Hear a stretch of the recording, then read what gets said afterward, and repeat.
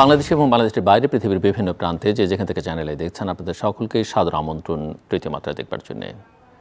দীর্ঘদিন পর, বহু বছর পর বাংলাদেশে একটা মুক্ত পরিবেশ, সবাই এই মুক্ত পরিবেশে নিঃশ্বাস নিতে পাচ্ছেন, কথা বলতে পাচ্ছেন, কিন্তু তারপরেও কিছুটা প্রশ্নবোধক চিহ্ন আছে যে আসলে কি আমরা পরিপূর্ণভাবে মুক্ত। একটি অন্তর্বর্তীকালীন সরকার আছে, একজন গ্লোবাল আইকন, বাংলাদেশের অত্যন্ত গর্বের মানুষ, তিনি নেতৃত্ব দিচ্ছেন, কিন্তু তার নেতৃত্বাধীন এই সরকার কেমন করছে? যে কাঙ্ক্ষিত লক্ষ্য নিয়ে এই লড়াইটা ছিল গত 15 বছর ধরে, সেই লক্ষ্যে পৌঁছে দেওয়াটা এই সরকারের দায়িত্ব। তারা কি সেখানে পৌঁছে দিতে পারবেন বাংলাদেশকে? সেই অঙ্গীকার কি তাদের মধ্যে আছে, বা তারা কি সেটাকে স্পষ্ট করেছেন? কিভাবে করবেন, কবে করবেন, এখন পর্যন্ত সেটা স্পষ্ট নয়। ভবিষ্যতে যারা ক্ষমতায় আসবেন জনপ্রতিনিধি হয়ে, কারণ মানুষ ভোটাধিকারের জন্য লড়াই করেছে, সেই সঙ্গে অন্যান্য অধিকারও এর সঙ্গে সংযুক্ত ছিল, কিন্তু সেই ভোটের অধিকার পেয়ে মানুষ যখন কাউকে নির্বাচিত করবে, তারা সেই ভোটারদের প্রত্যাশা পূরণ করবার জন্য কতটা তৈরি, কতটা অঙ্গীকারবদ্ধ, এইসব প্রশ্ন আছে। এর সঙ্গে প্রশ্ন আছে যে বাংলাদেশ একটি স্বাধীন সার্বভৌম রাষ্ট্র, কিন্তু গত কয়েক বছর এটা মনে হয়েছে যে আমরা কতটা আসলে স্বাধীন, কতটা সার্বভৌম, সেটা নিয়ে প্রশ্ন তুলবার অভ্যন্তরীণভাবে সুযোগ আছে। বাইরের অনেকের কর্মকাণ্ডে সেটা অনেক সময়ই প্রতীয়মান হয় না। সেই ধারা 5ই অগাস্টের পরে, কিংবা আরও বিশেষ করে বললে 8ই অগাস্টের পরেও অব্যাহত আছে। মূলত এইসব বিষয় নিয়ে আমরা কথা বলবো। কথা বলবার জন্যে আমার সঙ্গে স্টুডিওতে রয়েছেন, আমার বায়ে বসা আছেন শাফকাত রাব্বী। শাফকাত রাব্বী একজন কলামিস্ট, লেখালেখি করেন, বিভিন্ন আন্তর্জাতিক গণমাধ্যমে কথা বলেন, যুক্তরাষ্ট্র একটি বিশ্ববিদ্যালয়ে শিক্ষকতাও করেন। এর বাইরেও তার আরও অনেক পরিচয় আছে। তিনি আমার বায়ে বসা। আমার ডানে আছেন আরেকজন তরুণ গবেষক, Bangladesh institute of peace and security studies, পিপসের সিনিয়র ফেলো শাফকাত মনির। অর্থাৎ দুই শাফকাত আমার দুই পাশে, আমার ডানে শাফকাত মনির। স্বাগত আপনাদের দুজনকে, এবং শাফকাত রাব্বী আপনাকে বিশেষভাবে স্বাগত। আপনি প্রথম এসেছেন তৃতীয় মাত্রায়। ধন্যবাদ আমাকে আনার জন্য। বাংলাদেশের জনগণ অনেক বছর পরে, প্রায় বলা যেতে 15 বছর, আরও বিশেষ করে বললে 10 বছর 11 বছর পরে একটা অসম্ভবকে সম্ভব করলো। অর্থাৎ শেখ হাসিনার একটা অনির্বাচিত অগণতান্ত্রিক সরকারকে বিদায় করতে পারলো, এবং তিনি পালিয়ে যেতে বাধ্য হলেন। আমার, আপনার এবং আপনাদের দুজনের কাছে প্রশ্ন, এই কাজটা কিভাবে সম্ভব হলো? এটা কারা করলো? নেতৃত্বে কারা, সঙ্গে কারা? এবং আমরা বাইরে থেকে অনেক কথা শুনি, বিশেষ করে আমাদের প্রতিবেশী দেশের গণমাধ্যম, সংবাদ মাধ্যম, যেভাবেই বলি না কেন, সামাজিক যোগাযোগ মাধ্যম, সেখানে যেসব ব্যাখ্যা বিশ্লেষণ শুনি, এটা যুক্তরাষ্ট্র করেছে, এটা আইএসআই করেছে, এটা চীন করেছে, এটা লন্ডনে বসে তারেক রহমান এবং আইএসআই মিলে করেছে। সো অনেক রকমের কথাবার্তা আছে, ন্যারেটিভস আছে। আপনারা কীভাবে দেখেন? শাফকাত রাব্বী, আপনি যদি শুরু করেন। জি, আমি খুব সংক্ষেপে বলি।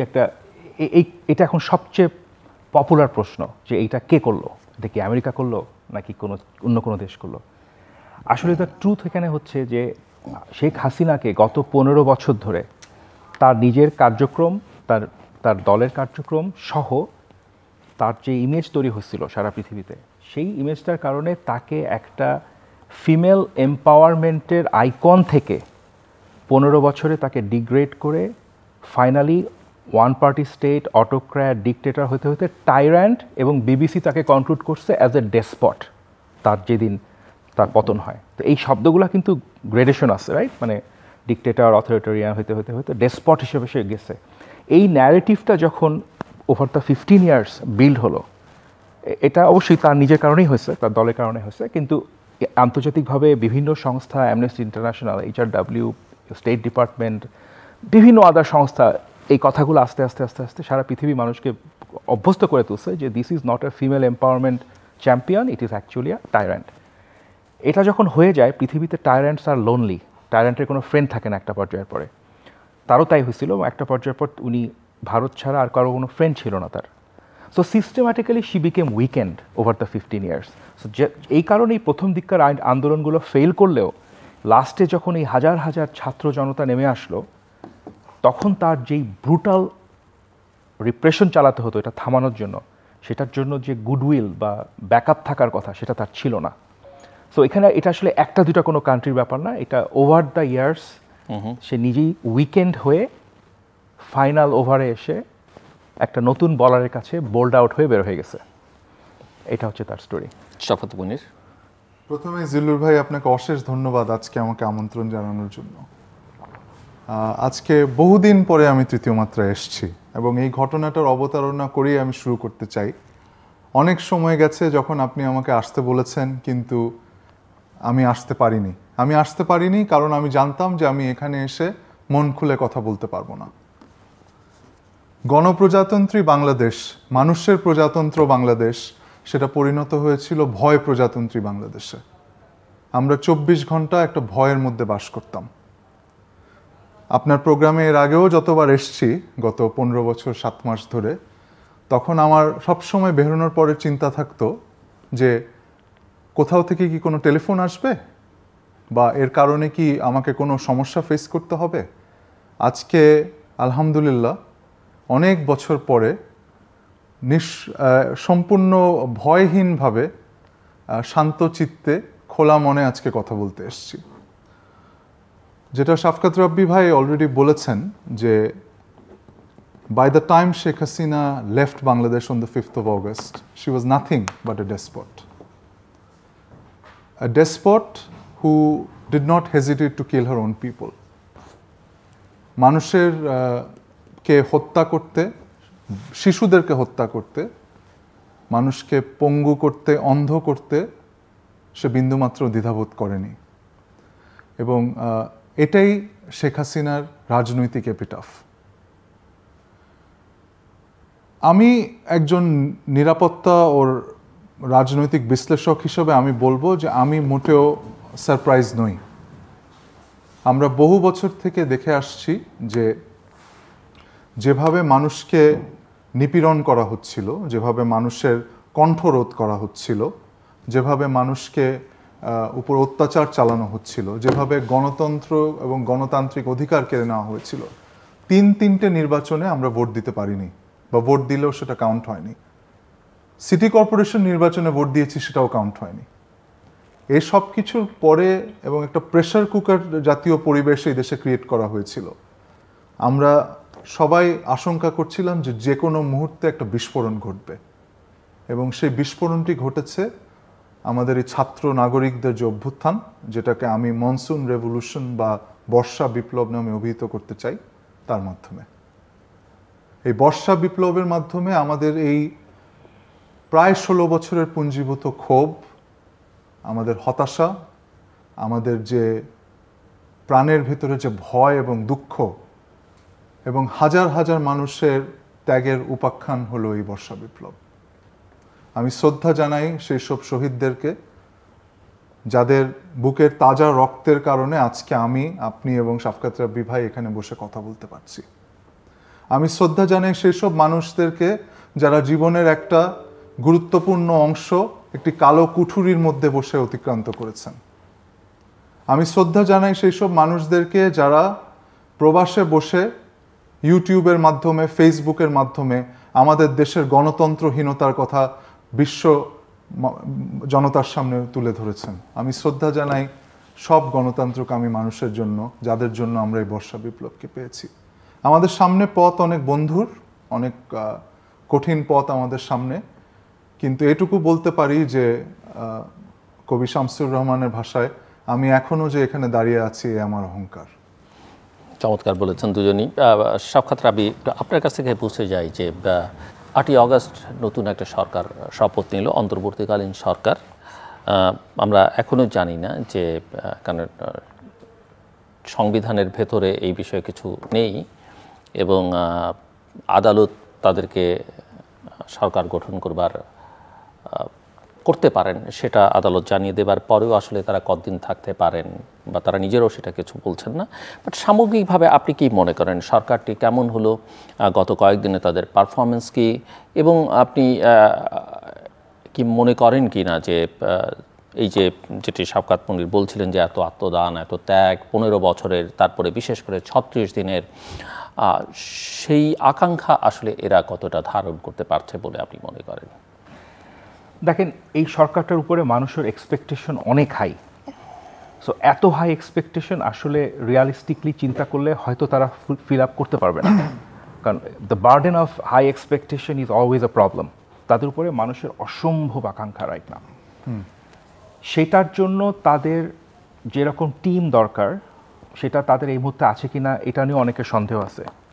কারণ আমরা দেখতেছি যে এখন তাদের যে team they are fairly new in governance, যদিও এখানে বেশ কিছু সিজনড প্লেয়ার আছে, আবার খুবই আনসিজন কিছু প্লেয়ারও আছে। এদেরকে সিনথেসাইজ করা, আর এদের প্রেক্ষাপট যেটা এখানে সেটা হচ্ছে যে আমাদের দেশের মধ্যবয়সী মানুষ যারা 50, 60, 70 বছরের যারা মানুষ, এই লেয়ারটার মানুষের ক্রেডিবিলিটি নষ্ট হয়ে গেছিল গত 15 বছর বয়সে, গত 15 বছরের হাসিনার আমলে। এই কারণে এই নতুন তরুণরা যারা নিউ, তাদের কোনো রেকর্ডস নাই, এরকম একটা জনগোষ্ঠী এসে আমাদের দেশটাকে মুক্ত করলো হাসিনার হাত থেকে। এখন এই তরুণদের যে আকাঙ্ক্ষা সেটাকে এই সরকার চেষ্টা করতেছে প্রাতিষ্ঠানিকভাবে রূপ দেওয়ার জন্য এবং তাদের ওয়াদাগুলো পূরণ করার জন্য। এটা খুবই কেয়টিক একটা প্রসেস হবে, কারণ একদল তরুণদের আকাঙ্ক্ষা একদল মধ্যবয়সী লোকের পক্ষে পূরণ করা বা শেষ বয়সী লোকের পূরণ করার মধ্যে অনেক গ্যাপ থাকবে। এগুলো নিয়ে স্ট্রাগল শুরু হবে খুব সুন, এটা বোঝাই যাচ্ছে। তো এই জন্য আমি বলবো যে আমাদের এক্সপেকটেশনটা একটু লোয়ার করতে হবে। এবং আরেকটা জিনিস হলো যে এই সরকার এসে আমাদের সমস্ত সমাধান করে দিয়ে তারপরে ইলেকশন দিবে, এরকমও একটা কথা শোনা যাচ্ছে। এটাও unrealistic. This guys should not be solving all problems, এটা হতে পারে না। তো আমার যেটা মনে হয়, যেমন একজন উপদেষ্টা বলে ফেলছেন তিনি 6 বছর এই সরকার দেখতে চান, এটা একেবারে ইমপ্র্যাকটিক্যাল একটা কথা বলেছেন সেটা, কিন্তু পেরিয়েছে আসলে 6 বছর তিনি থাকতে চান সেই আকাঙ্ক্ষা থেকে, বোধ হয় যদি এভাবে ইন্টারপ্রেট করতে পারি আমরা। রাইট, কিন্তু 6 বছর কেন? 6 বছর তো আমাদের সরকারই থাকে না। 5 বছর প্র্যাকটিক্যাল কিনা? না না, আমাদের সংবিধানেও তো নাই। 5 বছর তো 5 বছর আছে, সেটাকে অনেকে আমরা কমিয়ে আনতে চাইছি, 4 বছর হওয়া উচিত। যেটাকে আমরা 4 করতে চাচ্ছি সেটাকে একজন বলে ফেলছে যে 6 বানায় দেন, আমরা থাকবো 6 বছর। তো তাহলে আমরা ওইটাকে যদি একটা এক্সট্রিম ধরি, আর ইতিপূর্বের 3 বা 6 মাসকে যদি একটা লোয়ার এন্ড ধরি, আর রিয়ালিস্টিক টাইম ফ্রেম এদের জন্য হওয়া উচিত 1 থেকে 2 বছর ম্যাক্সিমাম। এবং এই সময়ের মধ্যে তারা যদি খালি দুটো জিনিস ঠিক করে দিতে পারে তাহলে আমি মনে করবো এরা সফল। দুটা জিনিস হচ্ছে, একটা হচ্ছে আইনের শাসন। এখন আইনের শাসনটাও খুব গালভারি কথা, খালি 3টা জিনিস: মিথ্যা কথা বললে জেলে যেতে হবে, খুন করলে জেলে যেতে হবে, আর চুরি করলে জেলে যেতে হবে। এই 3টা বেসিক আইনের শাসন যদি এরা এনে দিতে পারে, যে আমার মনে হয় খুন চুরি পর্যন্ত যেতে হয় না, খালি মিথ্যাটা। ওইটা তো আব্রাহামিক রিলিজিয়নারি কেস, আমাদের কোরআন শরীফও বলা আছে তুমি যা ইচ্ছা করো মিথ্যা বলো না, তাইলে আপনি খারাপ কাজ কিছুই করতে পারবেন না। সেটাই। তো এই 3টা যদি তারা বেসিক আইনের শাসনটা এনে দেয়, বিচার ব্যবস্থা যদি একটু ঠিক করে দেয়, আর নেতৃত্ব পরিবর্তনের যে সুযোগ যেটা হচ্ছে ইলেকশন, সেটাকে যদি একটু স্ট্রং করে দেয়, তাহলেই কিন্তু আসলে আমরা আমাদের এই গণতন্ত্রের গাড়িটাকে আবার ধাক্কা ধুক্কা দিয়ে চালু করতে পারবো। কিন্তু এই গাড়ি একেবারে ডেন্টিং পেন্টিং করে, ইঞ্জিন ডাউন দিয়ে সব কিছু ঠিকঠাক করে চমৎকার করে চালাতে হবে, এবং সেটা করতে 3 বছর 5 বছর লাগবে, আপনারা আমাকে কোয়েশ্চেন করতে পারবেন না, আমি বেস্ট মেকানিক। এই অ্যাপ্রোচে গেলে এরা একদম মানে কেওয়াস শুরু হয়ে যাবে, কারণ বিএনপি আওয়ামী লীগ ওই কেওয়াসে জয়েন করবে আগামী 1-1.5 বছরের মধ্যে। সেই জন্য আমি বলবো যে আইনের শাসন এবং নির্বাচন ব্যবস্থাকে ঠিকঠাক করা, এবং একটা realistic time frame which is 12 থেকে 18 মাস আমার মতে, এর মধ্যে একটা নির্বাচনের দিকে চলে যাওয়া। যদি এই দুটা তারা করতে পারে, that would be a home run, মানে আমরা খুব খুশি হব যে job well done. Shawkat Munir, আমি মনে করি, আমি শওকত ভাইয়ের সাথে একমত। আমার মনে হয় যে আমাদের একটা পরিষ্কার এজেন্ডা আগে ঠিক করতে হবে, এবং সেই এজেন্ডা যেটা ঠিক করার পরে সেটাকে জনগণের কাছে কমিউনিকেট করতে হবে, জনগণকে বলতে হবে, সেটা প্রধান উপদেষ্টার পক্ষ থেকে, উপদেষ্টা মণ্ডলীর পক্ষ থেকে, যে আমাদের টাইম ফ্রেমের মধ্যে আমরা এই জিনিস আমরা বাস্তবায়ন করতে পারবো।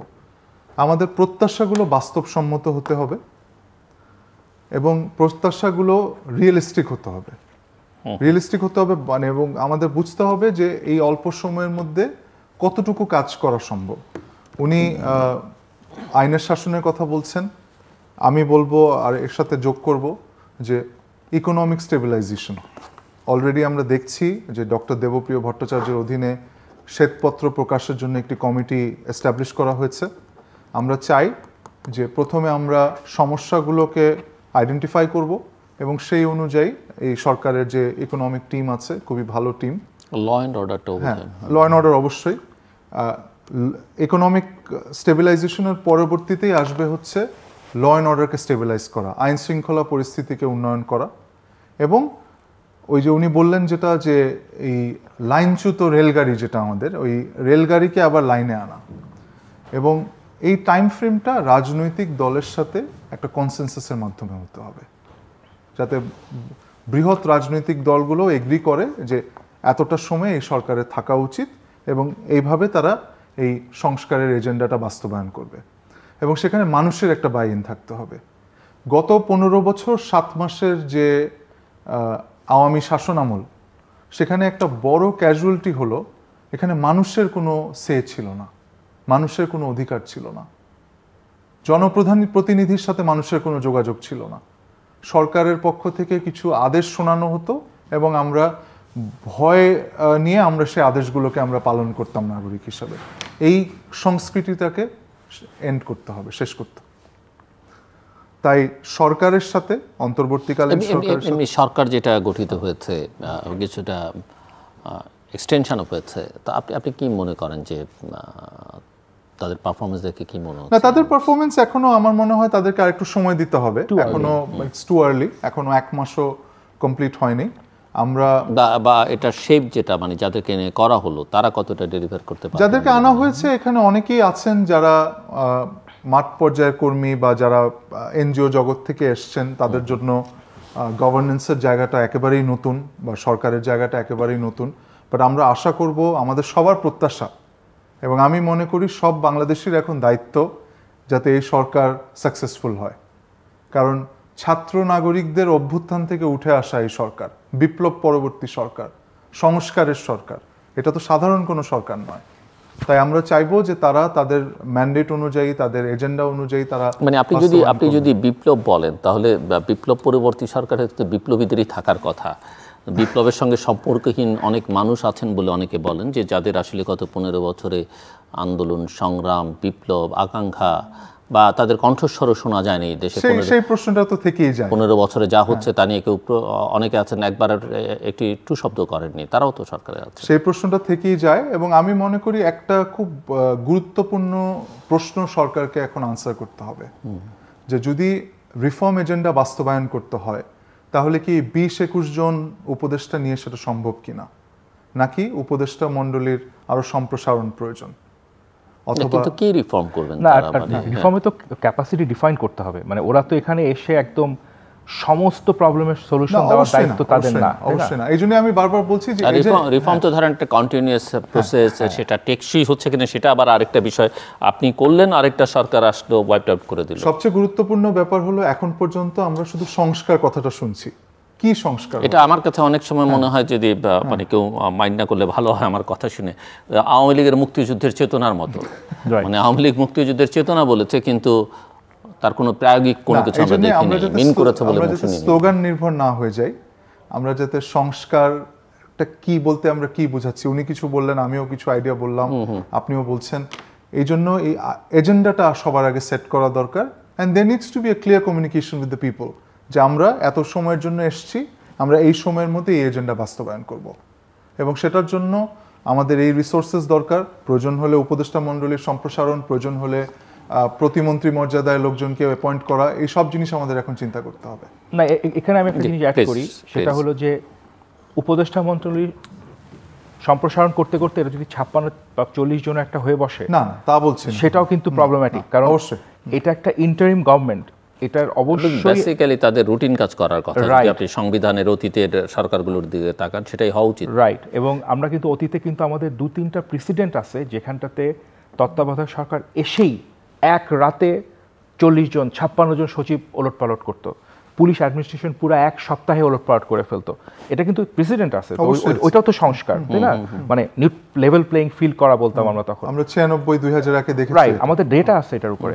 লতিফুর রহমান সাহেব এসেই অ্যাডমিনিস্ট্রেশন সফল করে ফেলছেন। তো এটা করতে যে ইনফিনিট টাইম লাগে সেটাও না, লাগে না। আর এর বাইরে মানে মোটামুটি লেভেল প্লেইং ফিল্ড করার পর ইলেকশনের কাজ শুরু করে দেওয়া উচিত। সাথে সাথে এখন পর্যন্ত আমরা সেরকম কোনো কথাও শুনি নাই যে ওনারা ইলেকশনের কাজ শুরু করছেন কি করেন নাই। আমার কাছে যেটা মনে হচ্ছে সরকারটা আসলে অনেক দিন পরে অনেক কেওসের মধ্যে আসছে। আপনি যদি এখন ঢাকায় ঘুরে ফিরে বেড়ান তাহলে দেখবেন সবখানে আন্দোলন হচ্ছে। ইলেকশন বললে তো প্রথম ইলেকশন কমিশনে হাত দেওয়া দরকার। রাইট, প্রথম হাত দেওয়ার কথা, সেটা এখনো তারা দেয় নাই। এটা একটা মেইন কারণ হলো আপনি অনেক জায়গায় হাত হচ্ছে, কিন্তু ইলেকশন কমিশন নিয়ে কিন্তু ইলেকশন কমিশনে হাত দেওয়াটা একেবারে ভাইটাল।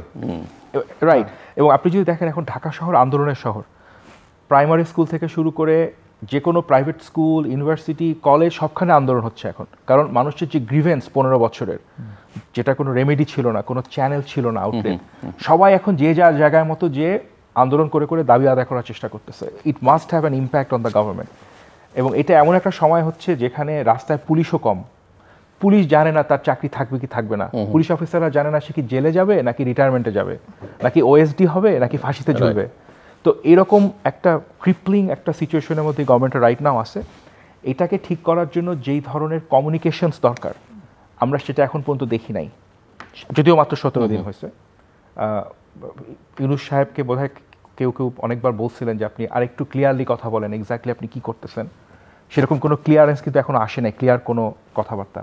সো এই কনফিউজিং সিচুয়েশনটা ইমিডিয়েটলি আমাদেরকে ইরাডিকেট করতে হবে, কারণ এটা ক্লিয়ার কোনো মেসেজ যাচ্ছে না বাইরে। Nobody knows who's in control. For example, আমি একজন মিলিটারি পার্সনের সাথে কথা বলছি, সে আমাদেরকে বলতেছে যে রিটায়ার্ড মিলিটারি পার্সন, অ্যাক্টিভ না, তো তিনি বলতেছিলেন যে তার চ্যানেলে তিনি খবর নিয়ে দেখছেন যে almost nobody knows who's doing the মানে ইন্টেলিজেন্স গ্যাদারিং রাইট নাও, কার ওপিনিয়ন কে শুনতেছে, এই ধরনের যে ব্যাপারগুলো, nobody knows who to talk to. International media আমাদেরকে রিচ আউট করতেছে অ্যাবাউট স্পেসিফিক টপিকস। আমি আপনার সাথে আলাপ করতেছিলাম এটা অনুষ্ঠানের আগে। Nobody knows who to go to. তো একটু কেওটিক অবস্থায় আছে তারা right now. So let's hope within maybe a month তারা হয়তো এই কমিউনিকেশনটা, এই ফগ থেকে মানুষকে ক্লিয়ার দেখতে দেওয়ার ব্যবস্থাটা করুক। Maybe we can assess them at that time. একটা মানে স্ট্র্যাটেজিক কমিউনিকেশন, মানুষকে বোঝানো যে আমাদের উদ্দেশ্য এটা, রোড ম্যাপ দেয়া এবং এই রোড ম্যাপ অনুযায়ী আমরা কাজ করব এবং মানুষের আকাঙ্ক্ষাগুলোর বাস্তবায়ন এবং একটা প্র্যাকটিক্যাল রোড ম্যাপ। উনি যেটা বারবার বলছেন, আমি ওনার সাথে একমত যে সবকিছু তো করা সম্ভব নয় অল্প সময়ের মধ্যে, তাই একটা প্র্যাকটিক্যাল রোড ম্যাপ প্রয়োজন। মানে 80% 20%, মানে 20% আমি জানি আমি হাত দিতে পারবো না, টেক 80 ভালো মতো করে মুভ অন। বাট এমনিতে আর কি ধরনের চ্যালেঞ্জ এই সরকারের জন্য দেখেন, সেটা ডোমেস্টিক চ্যালেঞ্জেস বা এক্সটার্নাল চ্যালেঞ্জেস, বা আমরা যদি একটু জিও পলিটিক্যাল লেন্স থেকেও দেখতে চাই, কেননা এই পরিবর্তন বলি যেটা আমরা শুরুই করলাম, যেটাকে তাকে টপল ডাউন করলো কে, এটা কি আমেরিকা, এটা কি আইএসআই, চায়না। সো এবং আমাদের নেইবারিং কান্ট্রি বা ইন্ডিয়ার যথেষ্ট আমরা দেখতে পাচ্ছি যে তাদের উদ্বেগ উৎকণ্ঠা, এবং সবচেয়ে বড় কথা হচ্ছে যে আমাদের বিদায়ী শাসক বা পতিত শাসক যেভাবে বলেন না কেন, তিনি এখন ইন্ডিয়াতে অতিথি হিসেবে, তাদের ভাষা, এটা আমার ভাষা না, অতিথি হিসেবে আছেন। সো আমি একটু সব মিলিয়ে সরকারের জন্য চ্যালেঞ্জগুলো কি ডোমেস্টিক এবং এক্সটার্নাল, স্পেশালি জিও পলিটিক্যাল। আপনি যে লাস্ট কথাটা বললেন যে পতিত শাসক ভারতে বসে আছে, পরেশ বড়ুয়ার ঢাকায় থাকা আর শেখ হাসিনার ইন্ডিয়াতে থাকা একই জিনিস। সো আমাদের এটা অবশ্যই ইন্ডিয়াকে সেভাবে কমিউনিকেট করতে হবে যে পরেশ বড়ুয়া ঢাকায় থাকা যদি একটা প্রবলেম্যাটিক জিনিস হয়, তাহলে অবশ্যই হাসিনার ইন্ডিয়াতে থাকা আমাদের জন্য problematic. So we need to communicate it as such clearly. So India has to decide তারা কী করতে চায় ব্যাপারটাতে। আর আগামী ধরেন 6 মাসের মধ্যে এই সরকারের সবচেয়ে বড় চ্যালেঞ্জ হবে হচ্ছে, এই সরকারটা হচ্ছে কয়েকজন হিউম্যান রাইট অ্যাক্টিভিস্টের সরকার, কিন্তু আগামী 6 মাসের মধ্যে এই সমাজে নানা ধরনের কেওয়াস তৈরি হবে ফর শিওর। মনে করেন আওয়ামী লীগের ফেরত আসার একটা ব্যাপার আছে, তাকে আবার আসতে চাইলে আসতে দেওয়া হবে না। ছাত্রলীগের ফেরত আসার একটা ব্যাপার আছে, তারা হলে ঢুকতে চাইবে, তাকে ঢুকতে দেওয়া হবে না। এমনকি ক্লাস করতে গেলে ওদেরকে পিটানো হচ্ছে এখন। তো এই কাওয়াজগুলো তো থামাতে হবে একসময় না একসময়। তারপরে ধরেন হঠাৎ করে যেই গণতন্ত্রটা ছিল না, এখন অনেক মানুষ সেই গণতন্ত্রটা ফেরত পেয়ে তারা তাদের অনেক ধরনের ফ্রিঞ্জ দাবি দাওয়া নিয়েও চলে আসতে পারে। যেমন আমরা 2000 সালে দেখছি হঠাৎ করে হাজারে হাজার ট্রাক ভর্তি লোক এসে বলতেছে আহমেদিয়াদের ব্যান করতে হবে। এই ধরনের ফ্রিঞ্জরাও চলে আসবে। ধরেন চিফ অ্যাডভাইজারের অফিসের সামনে নানান শ্রেণী পেশার মানুষ দাঁড়িয়ে তো এই ধরনের নানা ধরনের কেওয়াস, মানে কেওয়াস ঠিক না, মানে ডেমোক্রেটিক আউটবার্স্ট হবে আগামী 6 মাসের মধ্যে। সেটা একটা মেসি প্রসেস। তো এটা যদি বেশি মেসি হয়ে যায়, সেটাকে থামানোর জন্য যে ধরনের অ্যারেস্ট বা টিয়ার গ্যাস থ্রো করা, এই সরকারের পক্ষে এগুলো সম্ভব হবে না। এটা এদের ইমেজ নষ্ট হয়ে যাবে, তাই তো? সো রিয়ালিস্টিক্যালি স্পিকিং এগুলো হচ্ছে ইন্টারনাল চ্যালেঞ্জ। আর এক্সটার্নাল চ্যালেঞ্জ তো আসেই, আমরা দেখতে পারতেছি পার্শ্ববর্তী একটা দেশ তারা হাসিনার পতনটাকে রীতিমতো নিজেদের একটা ইনভেস্টমেন্ট লস হিসেবে দেখতেছে। তারা ক্লিয়ারলি বলতেছে এটা আমার ব্যবসা ছিল, আমার অ্যাসেট ছিল, যেটা চলে গেছে। তো এইটার যে আউটবার্স্ট ওই পাশ থেকে আসবে সেটাও আমরা জানি না এক্স্যাক্টলি কীভাবে আসবে। তবে এই সরকার আবার অ্যাডভান্টেজও আছে। The western community, world bank, IMF, EU, US তারা এদেরকে যথেষ্ট সাপোর্ট দিবে। আমরা জানি দ্য বিগেস্ট প্রবলেম হবে নেক্সট কয়েক মাসের মধ্যে ফাইন্যান্সিয়াল সেক্টর, কারণ এই যত চোর পালায় গেছে এদের যে ইনভেস্টমেন্ট, এদের যে টাকা পয়সা, এরা যদি এগুলো টান দেওয়া শুরু করে ক্যাপিটাল মার্কেট থেকে, এখানে কিন্তু ক্যাপিটাল মার্কেট কলাপস করতে পারে। তো লটস অফ চ্যালেঞ্জেস, রাইট? তো এইটাকে ট্যাকেল দেওয়ার জন্য তাদের 6 মাসের মতো আমার মনে হয় সময় আছে, if they have a good team working and good communication. Shawkat Munir, go ahead. আমি একটু এক্সটার্নাল এবং সিকিউরিটি চ্যালেঞ্জগুলোর দিকে আসি, যেটা নিয়ে আমার কাজ। প্রথমত হলো ভারতের সাথে একটা চ্যানেল ওপেন করা। আমি বিভিন্ন সাক্ষাৎকারে, বিভিন্ন টেলিভিশনে ইতিমধ্যে বলেছি যে শেখ হাসিনা এখন ইতিহাস, এটা ভারতকে মেনে নিতে হবে। এবং এই যে ছাত্র জনতার যে অভ্যুত্থান, এই যে বিপ্লব, বাংলাদেশের যে বর্ষা বিপ্লব, এটা একটা রিয়ালিটি, এটাকে মানতে হবে এবং নতুন সরকারকে সিগন্যাল দিতে হবে, বাংলাদেশের মানুষকে সিগন্যাল দিতে হবে যে আমরা বাংলাদেশের মানুষের সাথে আছি। এই সম্পর্কটা রিপাবলিক অফ ইন্ডিয়া এবং পিপলস রিপাবলিক অফ বাংলাদেশের মধ্যে সম্পর্ক। এখানে কে প্রধানমন্ত্রী, কে রাষ্ট্রপতি, এটা কিন্তু অ্যাকচুয়ালি কোনো গণ্য বিষয় না। আমরা আশা করব যে ভারতের পক্ষ থেকে একজন বিশেষ দূত পাঠানো হবে, যিনি এসে ভারতের পক্ষ থেকে এই সিগন্যালটি দিবেন। প্রধানমন্ত্রী নরেন্দ্র মোদী এবং আমাদের মাননীয় প্রধান উপদেষ্টার মধ্যে ইতিমধ্যেই একটা টেলিফোন কথোপকথন হয়েছে, হয়তো সামনে তাদের মিটিংও হবে বিভিন্ন আন্তর্জাতিক কোনো সম্মেলনে, থাইল্যান্ডে হওয়ার সম্ভাবনা আছে। বাট বেসিক্যালি নয়াদিল্লির পক্ষ থেকে একটা সংকেত আসতে হবে পাবলিকলি যে আমরা এই নতুন বাংলাদেশের সাথে আছি, সেটা খুব গুরুত্বপূর্ণ। এবং আমাদের পক্ষ থেকে তো আমরা অলরেডি বলেছি যে আমরা একটা প্রোডাক্টিভ, কনস্ট্রাকটিভ একটা সম্পর্ক আমরাও চাই, কিন্তু ওই সংকেতটা আসা খুব জরুরি। এখানে শেখ হাসিনার প্রত্যর্পণের বিষয়টা বা এক্সট্রাডিশনের বিষয়টা একটা বড় ব্যাপার হিসাবে সামনে আসবে, সেটাও আমাদের মাথায় রাখতে হবে। দ্বিতীয় কথা হলো, আমাদের প্রতিবেশী মিয়ানমারে একটা বড় ধরনের গৃহযুদ্ধ চলছে। এই ডামাডোলের মধ্যে হয়তো আমরা পুরোপুরি খেয়াল করছি না, কারণ রাখাইনে একটি বিস্ফোরণমুখ পরিস্থিতি, তাই এই মুহূর্তে ওদিকে খেয়াল দেওয়াটাও আমাদের খুব জরুরি। বাট আমি একটু জিল্লুর ভাই কাঠামোগত ব্যাপারে আসি। কাঠামোগত ব্যাপারে আমি যেটা বলতে চাই, এই মুহূর্তে এই সরকারের যে ধরনের নিরাপত্তাগত চ্যালেঞ্জ বা জিওপলিটিক্যাল চ্যালেঞ্জ বা আন্তর্জাতিক নিরাপত্তাগত যে বিষয়গুলি আছে, সেটার জন্য এই মুহূর্তে সবচেয়ে বেশি প্রয়োজন একজন ফুল টাইম প্রতিরক্ষা ও জাতীয় নিরাপত্তা উপদেষ্টা। একজন প্রতিরক্ষা ও জাতীয় নিরাপত্তা উপদেষ্টা যিনি সবগুলো বিষয়কে প্রধান উপদেষ্টার পক্ষে এগুলোকে উনি নিয়ন্ত্রণ করবেন এবং যিনি আমাদের গোয়েন্দা সংস্থাগুলোর মধ্যে নতুন প্রাণের সঞ্চার করবেন যাতে তারা প্রফেশনালি তাদের কাজ করতে পারে।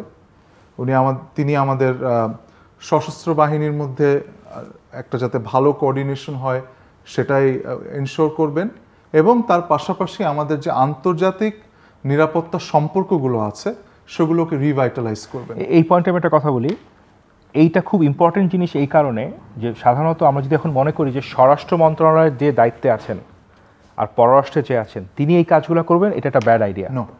এটা একটা ব্যাড আইডিয়া। একজনের কাজ হবে হচ্ছে জাতীয় নিরাপত্তাটাকে ম্যাক্রোভাবে লক্ষ্য করা, আর অপারেশনালি ট্যাকটিক্যাল কাজগুলো করবে স্বরাষ্ট্র অ্যান্ড আদার পিপল। আমরা যদি একটু যুক্তরাষ্ট্রের মডেলটা দেখি, হ্যাঁ অনেকে বলতে পারেন যে যুক্তরাষ্ট্রের মডেল এখানে কাজ করবে কিনা, বাট আমি স্ট্রাকচারের পয়েন্ট অফ ভিউ থেকে বলছি। ভারতে একই মডেল। হ্যাঁ, ভারতেও একই মডেল। ভারতে যেমন ডক্টর এস জয়শঙ্কর কিছু বিষয় লুক আফটার করেন, মিস্টার অজিত ডোভাল কিছু বিষয় লুক আফটার করেন, কিন্তু দুজনেরই কিন্তু একটা মুখ্য ভূমিকা আছে ভারতের জাতীয় নিরাপত্তা, পররাষ্ট্রনীতি, নিরাপত্তা নীতির ক্ষেত্রে।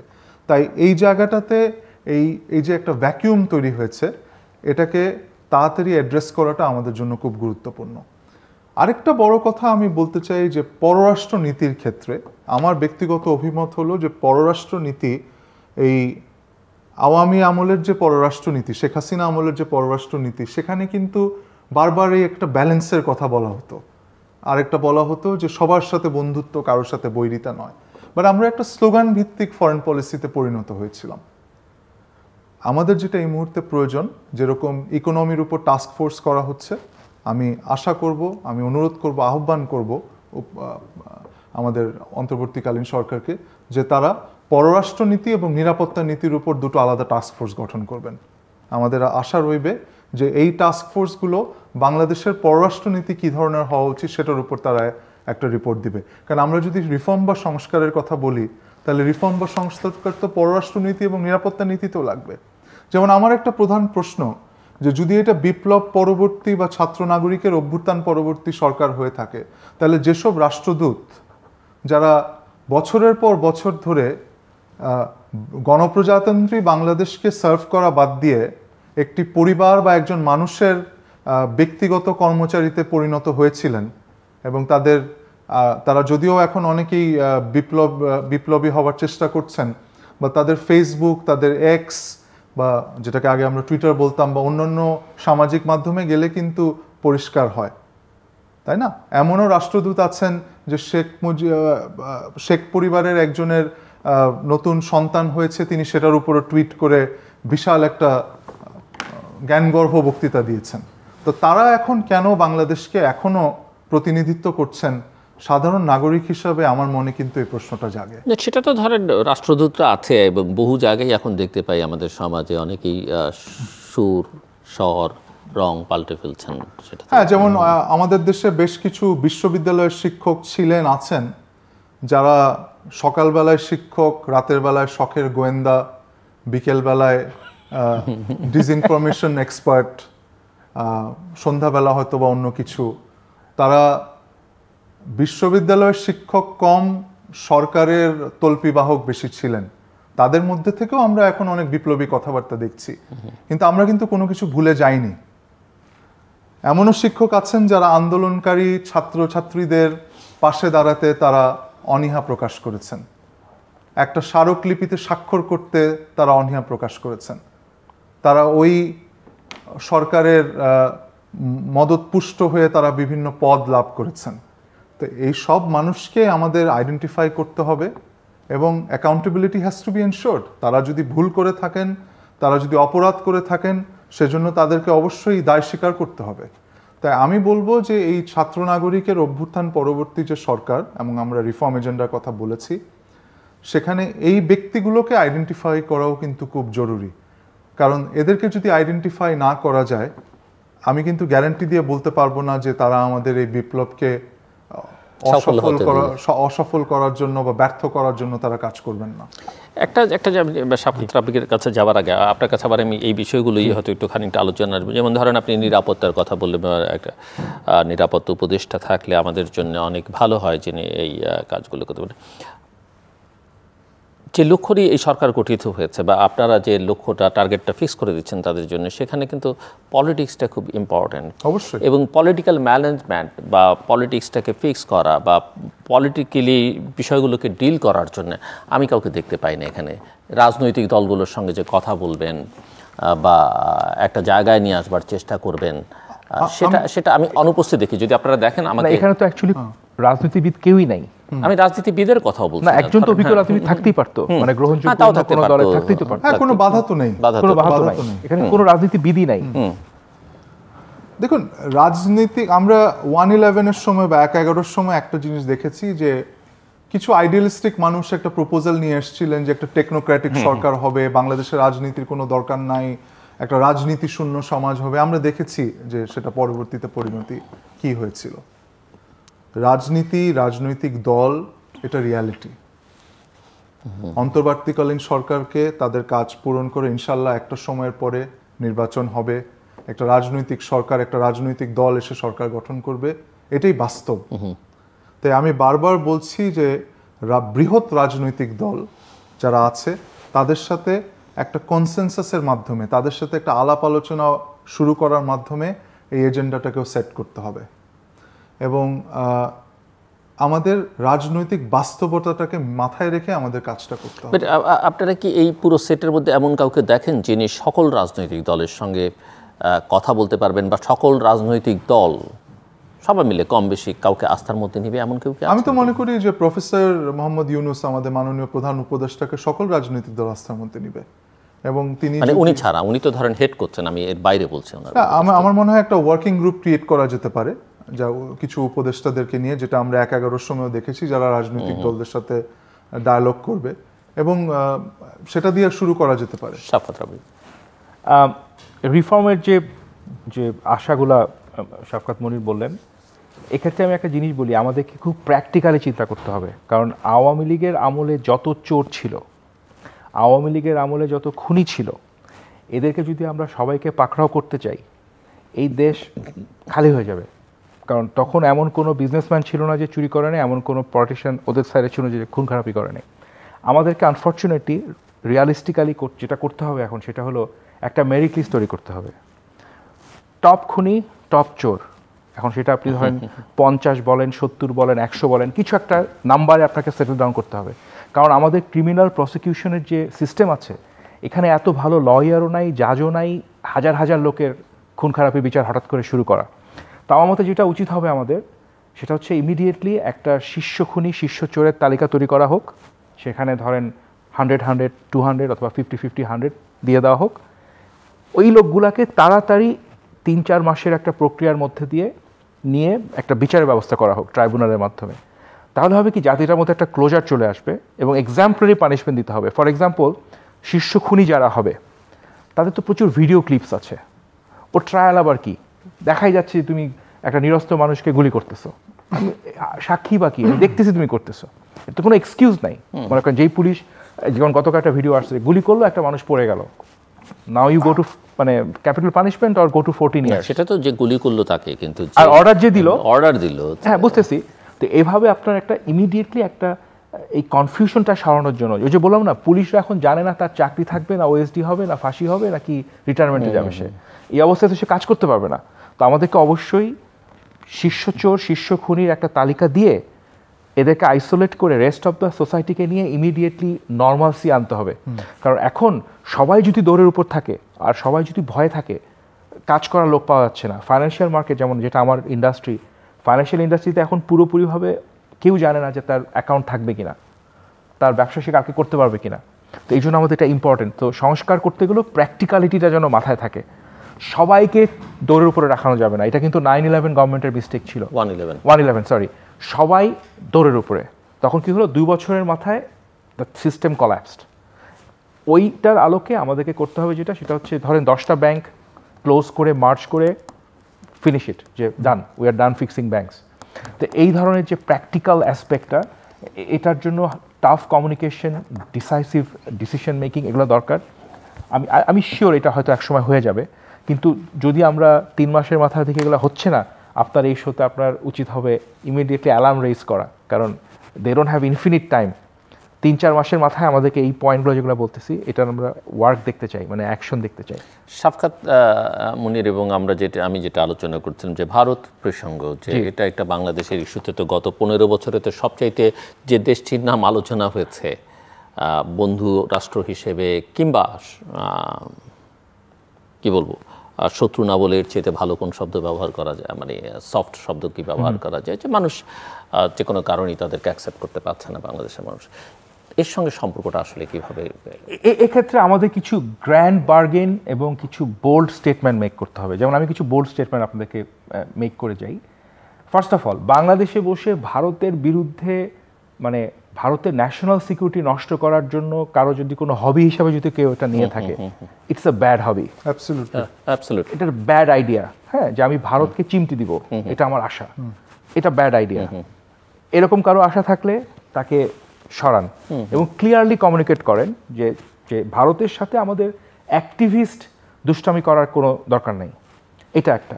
আরেকটা ছিল যে অন্য সাইডের রাজনীতি দল যেটা, তারা ছিল যে ভারত যা চায় সব দিয়া আমি যেন পাওয়ারে থাকতে পারি, সেটাও হচ্ছে আরেকটা এক্সট্রিম। সো একটা এক্সট্রিম চাচ্ছে চিমটি দেই, একটা জিনিস ওকে দিয়া দাও, আমি আমারটা নিয়ে বসি।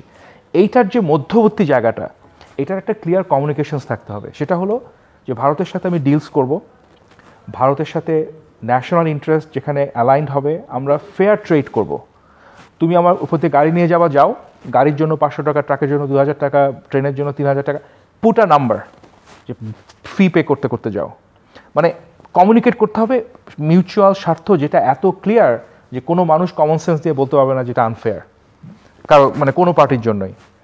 তো সেটা একটা। আরেকটা হলো যে নতজানু পররাষ্ট্রনীতি আমরা বলি, নতজানু পররাষ্ট্রনীতি যে লেয়ারগুলা খুব ক্লিয়ারলি বলতে হবে যে এই 3-4টা জিনিস ন্যাশনাল কনসেনসাস অ্যাবাউট বাংলাদেশ এবং বাংলাদেশি, যে এটাতে আমরা ছাড় দিব না। সেটা আমি বলতে চাচ্ছি না কোনটা, আমাদের ফিগার আউট করতে হবে পলিটিক্যাল ক্লাসের মধ্যে যে এই 2-3টা জিনিসে আমরা ছাড় দিব না, এবং all party has to come to terms to that. একটা উদাহরণ হতে পারে এরকম যে ভারতের কোনো, এই আমরা যেসব গুজব শুনতাম এইসব সময় যে ওদের কে এখানে বসে থাকে, যন্ত্র নিয়ে থাকে, এই করে সেই করে, এই ধরনের কোনো টপিকস যেন আর কোনোদিন না আসে যে no it is no you can't do this, এবং কোনো পার্টি এটা অ্যালাউ করবে না, এ ধরনের ব্যাপারগুলো। So we need some clear communications and then very good expectation setting যে these are the things we will do together fairly. আর নো অ্যাক্টিভিস্ট এন্টি ভারত কাজ কারবার, যে যেমন এখন ফেসবুকে বলতেছে 7 সিস্টার মিম আসতেছে, 7টা সিস্টার 7জন বিয়ে করবে, এই ধরনের যে পাগলামিগুলা, হ্যাঁ, এই ধরনের পাগলামি যদি কোনো রাজনীতিবিদের মাথায় আসে, অ্যাবসলিউটলি স্টপ ইট, কারণ দিস আর ব্যাড আইডিয়াস।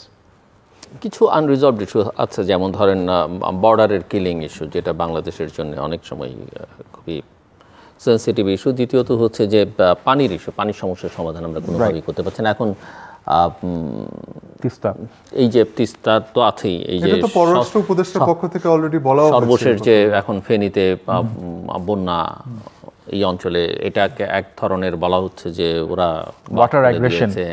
কেউ কেউ আবার বলছেন যে ভারতীয়রা এখন, বা ভারতীয়দের দেখছি আমি বাংলাদেশের গণমাধ্যমে কথা বলবার জন্য তারা অনেক উদ্গ্রীব যে এটা না আসলে আমাদের এটা সত্য না, আমরা এটা করিনি। সো এগুলো রিজলভ কীভাবে হবে? যেমন এক্ষেত্রে ক্লিয়ার কমিউনিকেশনস, আমরা তোদেরকে বলতে পারি যে তোমরা যখন গেট খুলবা একবারে ধাম করে খুলে না দিয়ে আগে জানাও, অথবা একটু একটু করে ছাড়ো। তোমার তো এত দূর হোল্ড করে একবারে ছাড়া কোনো দরকার নাই। যেমন এবার যেটা আমি আপনাকে বলতে চাচ্ছিলাম, এই জিনিসটা হওয়ার আগে যখন হাসিনার আন্দোলনগুলো চলতেছিল, তখন আমি কিন্তু টুইটারে এবং ফেসবুকে মিম দেখছি, ওরা ওই পানিটা দেখায় দেখায় থ্রেড দিচ্ছে। আমি শিওর আপনারাও দেখছেন বোধহয়।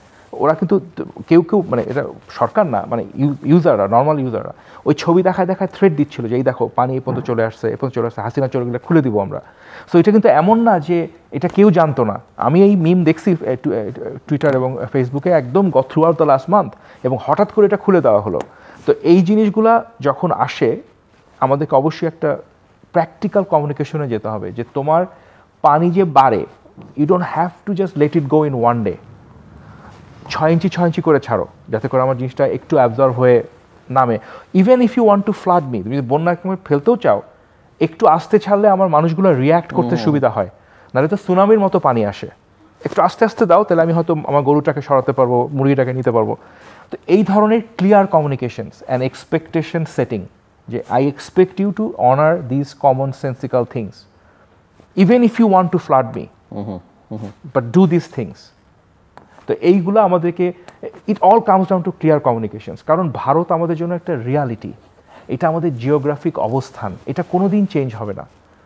সো অ্যাক্টিভিস্ট এন্টি ইন্ডিয়ানিজমও কোনো কাজের কাজ না, আবার রাগ করে কথা না বলাও কোনো কাজের কাজ না, যেটা কিন্তু আমাদের একটা বড় রাজনৈতিক দল করে। তারা সমস্ত কমিউনিকেশন শাটডাউন করে বসে আছে, সেটা কোনো কাজের কাজ না। ইউ হ্যাভ টু কমিউনিকেট এবং খুব ক্লিয়ারলি বলেন ইস্যুগুলা। সো শাফকাত পন্নির, সরকারের ভবিষ্যৎ কি দেখেন? এই সরকারের ভবিষ্যৎ, আর ভবিষ্যতে মানে তার পরবর্তী সরকার, তাদের জন্য আসলে পরামর্শটা কি এখন থেকেই আপনাদের দুজন? সরকারের ভবিষ্যৎ যেটা দেখি, যে যদি তারা একাগ্র চিত্তে তাদের যে রিফর্ম এজেন্ডাটা বাস্তবায়ন করতে চাচ্ছেন, সেটা যদি টাইম বাউন্ড হয় এবং সেখানে জনগণের সমর্থন থাকে, আমি আবারও বলবো রাজনৈতিক দলের সাথে একটা কনসেনসাস থাকে, তাহলে ভবিষ্যৎ বেশ উজ্জ্বল। তারা একটা সময়ের মধ্যে আমাদের দেশটাকে, আমাদের যে লাইনচ্যুত রেলগাড়িকে আবার গণতন্ত্রের পথে, আবার সুশাসনের পথে, আবার প্রসপ্যারিটির পথে তারা এটাকে তুলে দিতে পারেন। বাট সেজন্য খুবই কেয়ারফুলি এবং খুব ঠান্ডা মাথায় একটা সুন্দর প্ল্যান নিয়ে এগোতে হবে। আমি একটু পররাষ্ট্রনীতির বিষয়টা যেহেতু এসছে, ওখানে একটু অবতারণা করি। পররাষ্ট্রনীতি বা ভূ রাজনীতিতে রাগ, অভিমান এর কোনো মূল্য নেই। এগুলোর কোনো মূল্য নেই, কোনো জায়গাও নেই। সেটা ভারত হোক বা মিয়ানমার হোক, ইংরেজিতে একটা কথা আছে, you can choose your friends but you can't choose your neighbours. So এই প্রতিবেশীদেরকে নিয়েই আমাদের থাকতে হবে, প্রতিবেশীদেরকে নিয়েই আমাদের সামনে এগোতে হবে। তাই আমি আবারও বলবো যে পররাষ্ট্রনীতিতে আমরা একটা এবং আমাদের কূটনীতিতে আমরা একটা আমূল পরিবর্তন দেখতে চাই। এখানে আউট অফ দ্য বক্স চিন্তা করতে হবে। আমাদের যে গদবাঁধা একটা প্রথাগত কূটনীতির যে সংস্কৃতি বাংলাদেশে, সেখান থেকে আমাদের বেরিয়ে আসতে হবে। আমি যদি ভারতের কথা বলি, আমার প্রশ্ন রইবে, আমি আপনাদের কাছ থেকেও জানতে চাই যে আমাদের দূতাবাস কতটুকু ভারতীয় নাগরিকদের কাছে বাংলাদেশকে সঠিকভাবে প্রজেক্ট করতে পেরেছে। যে ভারতের নাগরিকরা বাংলাদেশের সাফল্য, বাংলাদেশের ক্যারেক্টারিস্টিক্স, বাংলাদেশের মানুষ কি চিন্তা করে, বাংলাদেশের সাহিত্য, বাংলাদেশের সংস্কৃতি, সেটা সম্পর্কে কতটুকু ওয়াকিবহাল। আর তারা কিন্তু ভারতীয় দূতাবাসের কথা বলছেন, কিন্তু যেটা শাফকাত রাব্বি খানিকটা আপনি উল্লেখ করছিলেন যে তারা তো আসলে প্রজেক্ট করেছে বাংলাদেশ মানেই হচ্ছে এক ব্যক্তি, এক্স্যাক্টলি বাংলাদেশ মানেই হচ্ছে একটি পরিবার বা একটি দল, এর বাইরে বাংলাদেশ বলে কিছু আছে সেটা তারা এক ব্যক্তি এবং একটি পরিবার, একজন মানুষকে বা একটি রাজনৈতিক দলের চিন্তা চেতনাকে প্রমোট করতে তারা ব্যস্ত ছিল। তাই রিফর্মের কথা যদি আমরা বলি, তাহলে সেখানেও একটা পরিবর্তন আনতে হবে। এবং আমি তো মনে করি যে গুরুত্বপূর্ণ দূতাবাস যেগুলো আছে, সেখানে শুধুমাত্র ফরেন সার্ভিস থেকে মানুষ যাবেন তা কেন, আমরা অন্যান্য বিভিন্ন শ্রেণী পেশার লোকদেরকেও সেসব দূতাবাসে অন্তর্ভুক্ত করতে পারি রাষ্ট্রদূত হিসাবে। সারা পৃথিবীতে এর নজির আছে। কারণ আমাদের তো খোল নলচে পাল্টে একটা নতুন বাংলাদেশ তৈরি করতে হবে, এবং এই নতুন বাংলাদেশে এই নতুন কূটনীতিও আসতে হবে। আরেকটা বড় কথা হলো যে এর পরবর্তী পরিবেশটা কি, ভবিষ্যৎটা আমি কি দেখি, সেই প্রশ্নটায় আসি। সেটা হলো যে আমার সবচেয়ে বড় যে আকাঙ্ক্ষা, যে আর কোনোদিন যেন আমাদের আবার এই পরিস্থিতি দিয়ে না যেতে হয় যেখানে মানুষ গুলি লেগে চোখে অন্ধ হয়ে যাবে, যেখানে আবু সাইদের মতো ছেলেরা নিহত হবে, যেখানে আমরা এক সপ্তাহ একটা অনিশ্চিত পরিবেশে ইন্টারনেটবিহীনভাবে বাস করব, এবং ইন্টারনেট অন হবে না অফ হবে সেটা কতিপয় ব্যক্তি তাদের উইমসের উপরে তারা ডিসিশন নেবেন। এবং আবার আমি কোনোদিন ওই পরিস্থিতিতে ফেরত যেতে চাই না যে আপনি আমাকে বলবেন যে শাফকাত আমার অনুষ্ঠানে একটু আসেন, এবং আমি বলবো যে না, আমি হয়তো যেতে পারবো না, কারণ গিয়ে কি বলবো ভয় লাগছে। এই যে চিত্ত যেটা ভয় শূন্য, এই যে পরিবেশে আমরা এখন এসছি, এটাকে যাতে আমরা ধরে রাখতে পারি।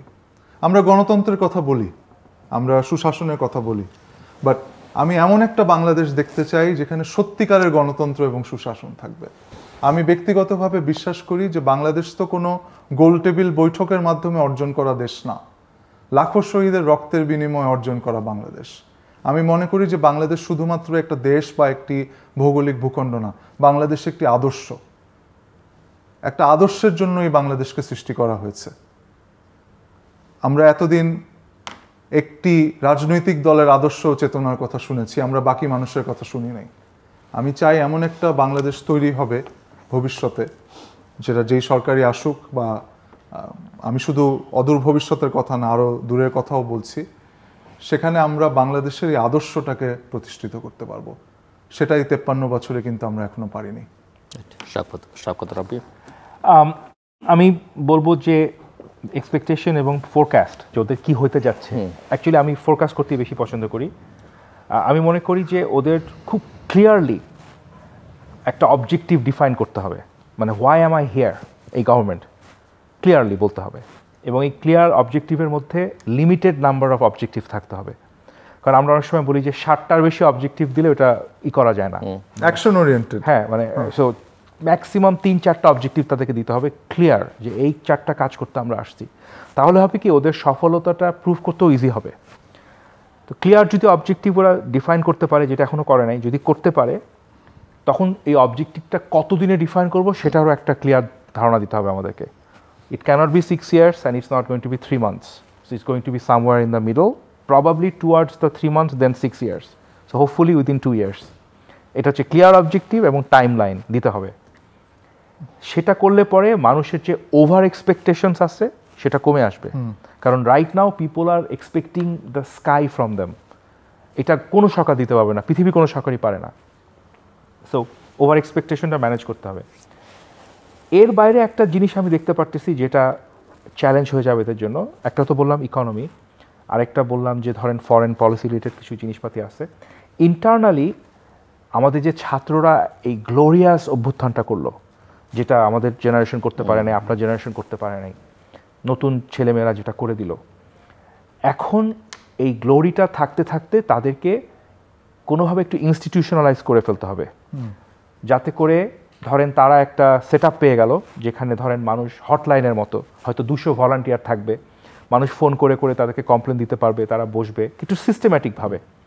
তারপরে তাদেরই লোক হয়তো মন্ত্রণালয়ে থাকলো, ওই কমপ্লেইন্সগুলো তারা যেগুলো শুনতেছে, আশাগুলো যেটা শুনতেছে সেটা ইমপ্লিমেন্ট, তারা তাদের দুটো উপদেষ্টাও আছে, তাদেরকে দিয়ে এক্সিকিউট করানো।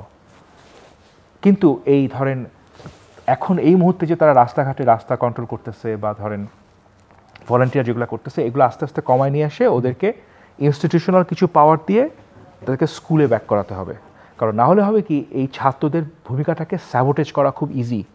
মনে করেন এখন হঠাৎ করে কেউ ছাত্রের বেশে যায়, কোথাও একটা কিছু করে ফেললো খারাপ কিছু, তখন এই পুরো আন্দোলনটা এই গ্লোরিয়াস জিনিসটাকে টেইন্ট করে ফেলবে। তো এটা একটা রিস্ক। আমি মনে করি এই সরকারের উচিত খুব তাড়াতাড়ি এই জিনিসটা অ্যাড্রেস করা, কারণ এটা যে কোনো কেউ অ্যাবিউজ করে ফেলবে খুব সুন। আর এর বাইরে আপনার কমিউনিকেশন স্পেসটাতে আমি খুবই উইকনেস দেখতেছি এই সরকারটা। ইনফ্যাক্ট এদের কেউই তেমন কোনো কমিউনিকেট করতেছে না এখন পর্যন্ত। কোনো একটা ডেইলি ব্রিফিং সেরকমভাবে আমি পপুলারভাবে কোথাও দেখি নাই, হয়তো একদিন দুদিন তারা দিয়েছেন, কিন্তু রেগুলার যে ডেইলি ব্রিফ, ইনফ্যাক্ট আগের তত্ত্বাবধায়ক যখন ছিল তখন কিন্তু এটা হতো। আমি ভদ্রলোকের নামটা ভুলে গেছি, জি জি, উনি এসে বলতেন যে আজকে কি কি করলাম। এইটা চালু করতে হবে, উপদেষ্টাদেরকে একটু অ্যাপ্রোচেবল হতে হবে, রিচেবল হতে হবে, যোগাযোগ করলে উত্তর দিতে হবে তাদের। তো কমিউনিকেশন একটা অভিযোগ অনেকের কাছ থেকেই, এবং উপদেষ্টারা তো সামাজিক যোগাযোগ মাধ্যমেও কমিউনিকেট করতে পারেন, সেটা করতে পারেন, বা যারা তারা রিচেবল না, তারা এখন রিচেবল না, সেটা আমরা ইন্টারন্যাশনাল মিডিয়া থেকে শুনি, লোকালিও শুনি যে কেউ তাকে রিচেবল তো অবশ্যই হতো। রাইট, ওনারা একটা ফোনের লিস্ট দিয়ে দিচ্ছিলেন শুরুতেই, একটা ফোনে কেউ মেসেজ দিয়ে কোনো উত্তর পায় না। এমনকি মানে আমরা বাদ দিই, বিদেশিরা বলতেছে যে তারা টেক্সট করে কোনো উত্তর পাচ্ছে না, কারণ বিশ্বের সামনেও তো তুলে ধরতে হবে যে আমাদের এই সরকারের লক্ষ্যটা কি, তাই না? Right, so communications a huge challenge এখন, এটাতে ওনাদের কাজ করতে হবে। এর বাইরে I think it is too early, maybe I sounded a little too critical. হ্যাঁ, এটা মাত্র 15 দিনের একটা সরকার, but we wish them the best. এবং ওরা আমাদের সরকারটা জরুরি, তার কাজটাও জরুরি পরিস্থিতি সরকার তাকে জরুরিভাবে অ্যাড্রেস করতে হবে। তারও তো ওই হানিমুন পিরিয়ড আছে, যে ঠিক আছে একটু সময় দেওয়ার। আমার মনে হয় না যে সেটা, যেমন আপনারা উল্লেখ করছিলেন যে লতিফুর রহমানের সরকার বা অন্যান্য কেয়ারটেকার গভর্নমেন্টগুলো ক্ষমতায় এসেই আসলে প্রথম দিনেই ওই প্রথম রাতে বিড়াল মারার মতো কাজ শুরু করেছিলেন। যে সো ক্লোজিং রিমার্কস শাফকাত, 1 থেকে 1.5 মিনিট করে দুজনের জন্য। অনেক প্রত্যাশা সরকারের কাছে, অনেক প্রত্যাশা এই বিপ্লবের কাছে, বর্ষা বিপ্লব, আমাদের আকাঙ্ক্ষার বিপ্লব। আমি আবারও বলবো, একটা নতুন বাংলাদেশ দেখতে চাই, যেখানে আজকে যেরকম ভয়হীনভাবে নিঃসংকোচে কথা বললাম, নিঃসংকোচে কথা বলতে পারবো, নাগরিক হিসাবে আমার অধিকার সবসময় সমুন্নত থাকবে, এবং বাংলাদেশের সঠিক আদর্শটাকে আমরা প্রতিষ্ঠিত করতে পারবো, সেই বাংলাদেশের প্রত্যাশায়। আমি বলবো যে অন্য অনেক দেশ আছে তারা একটা শব্দ ইউজ করে যে নেভার এগেইন, নেভার এগেইন। আমাদেরকে ডিফাইন করতে হবে কোন 2-3টা জিনিস আমরা সবসময় চিৎকার করে বলবো নেভার এগেইন। সো সেটার মধ্যে গুম খুন হতে পারে, এক্সট্রিম অ্যামাউন্ট অফ চুরি হতে পারে, কোনো একজনের পুরা দেশটাকে নিজের বাবার সম্পত্তি মনে করার টেন্ডেন্সি হতে পারে। কয়েকটা জিনিস আমাদেরকে ডিফাইন করতে হবে এবং কনসেনসাস আনতে হবে, নেভার এগেইন।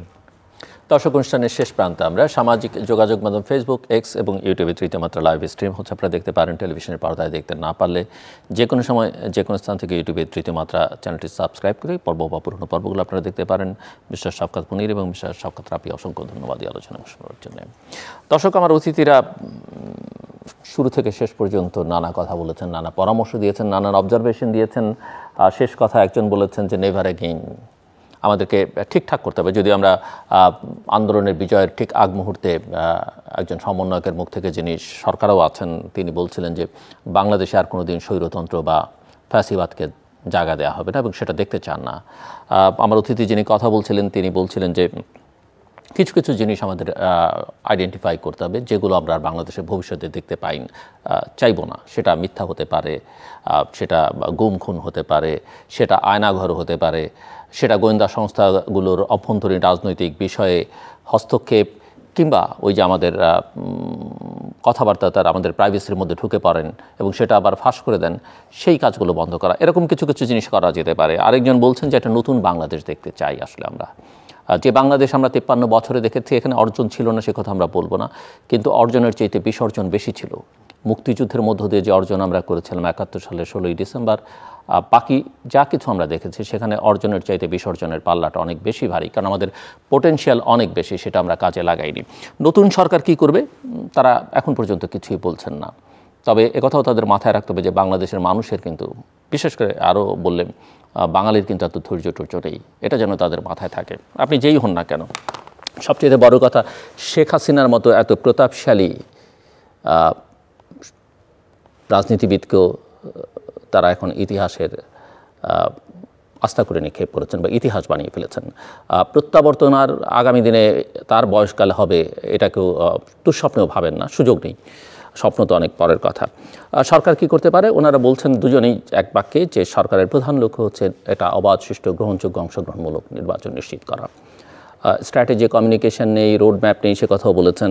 এবং একই সঙ্গে আইনের শাসন নিশ্চিত করা। খুব বেশি কাজ করবার দরকার নেই, 2-3টে কাজ করলেই হবে। এবং আইনের শাসনের ক্ষেত্রে সেখানে আমার এক অতিথি বলছিলেন যে মিথ্যা, তারপরে খুন, চুরি, এগুলো বন্ধ করলেই চলবে। এগুলো বন্ধ করতে পারা, একটা উদ্যোগ নিতে পারলে। আর সবচেয়ে বড় যেটা এখন জরুরি সেটা হচ্ছে ল অ্যান্ড অর্ডার সিচুয়েশনটাকে রিস্টোর করা। বিপ্লবের নামে অনেকেই এমন সব কর্মকাণ্ড করছেন যেগুলো এখন বিপ্লবকে বা ছাত্রদের বা ছাত্র নাগরিকদের প্রশ্নবিদ্ধ করছে। দ্বিতীয়ত হচ্ছে যে অর্থনীতি আসলে একটা খুব বাজে অবস্থার মধ্যে আছে। চুরি লুটপাট যারা করেছেন, টাকা যারা বাইরে পাঠিয়েছেন, তাদের ধরলেই শুধু হবে না, একই সঙ্গে সমান্তরাল গতিতে মানুষকে একটা আস্থার জায়গায় নিয়ে যেতে হবে যে অর্থনীতিটা ধীরে ধীরে একটা স্থিতিশীল অবস্থার মধ্যে যাচ্ছে। এইটুকু কাজ করলে আপাতত তারা ইতিহাসে ইতিবাচকভাবে ভালোভাবে তাদের নাম লেখাতে পারবেন। অন্যথায় যদি কেউ মনে করে থাকেন যে 3 বছর 4 বছর 6 বছর থাকবেন আর সংস্কারের গল্প শুনিয়ে যাবেন, 15 বছর 16 বছর 17 বছরে কিন্তু মুক্তিযুদ্ধের চেতনার কথায় কেউ কিন্তু ভয়ের প্রজাতন্ত্রে, আমার অতিথি বলছিলেন, কেউ শব্দ করেনি কিন্তু কেউ কিন্তু গ্রহণও করেনি। কাজে মুক্তিযুদ্ধের মতো একটা ঐতিহাসিক বিষয়কেই কিন্তু তারা প্রশ্নবিদ্ধ করে তুলেছেন। কাজেই এইসব কথাবার্তা বলে আসলে খুব সুবিধা হবে না, কাজটা করতে হবে। আপনি যদি সরকারে থাকতে চান তাহলে আপনাকে ডেলিভার করতে হবে, এর কোনো বিকল্প নেই। এবং এই দায়িত্ব আপনাকে খুব বেশি জোর করে কেউ দিয়েছে সেটাও বলতে পারবেন না, কারণ অনেকটা আপনারা নিজেরাও চেয়েছেন বলেই আসলে সেখানে আছেন। না চাইলে অনেকে প্রত্যাখ্যান করেছেন, সেটাও আমরা জানি। এই দায়িত্ব গ্রহণ করতে চাননি, কাজে নিয়েছেন যখন কাজটা আপনাকে করতে হবে। আমাদের সঙ্গে থাকবার জন্য অসংখ্য ধন্যবাদ। আপনাদের সবার জন্য শুভকামনা।